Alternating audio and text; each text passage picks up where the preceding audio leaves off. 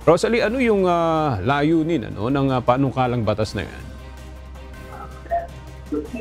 Aga, bago pa man magsimula ang ikasampung public hearing ng House Quadruple Committee o Quadcom, inihain ng mga chairperson ng 4 House panels ang House Bill number 11043 o ang Civil Forfeiture Act.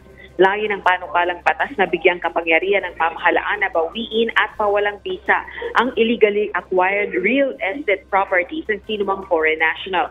Batay sa ligang batas, bawal ang land ownership ng mga foreign national. Nag-ugat ang panukalang batas sa ginagawang investigasyon ng Quadcom na may kaugnayan sa illegal POGOs kung saan natuklasan ang pagbili ng mga Chinese ng libu-libong ektarya ng lupain sa probinsya ng Pampanga. Ngayong araw naman ay ipinagpapatuloy ang pagdinig ng Quadcom at inaasahang sa sentro ang investigasyon sa illegal drug trade at extrajudicial killings o EJK sa anti-drug war ng nakalipas na administrasyon.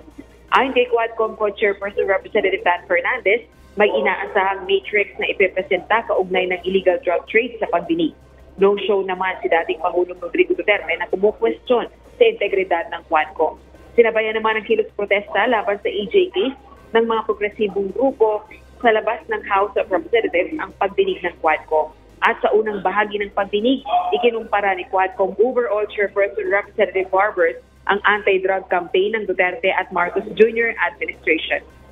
Aniya mula 2022 hanggang 2024, 49.82 billion pesos umano ang halaga ng illegal na droga na nasabad sa ilalim ng PBBM administration.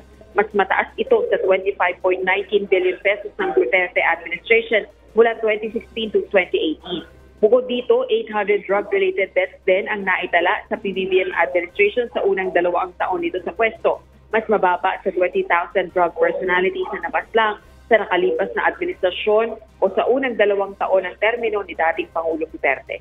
Balik sa iyo, Aga. Maraming salamat, Rosalie Cols.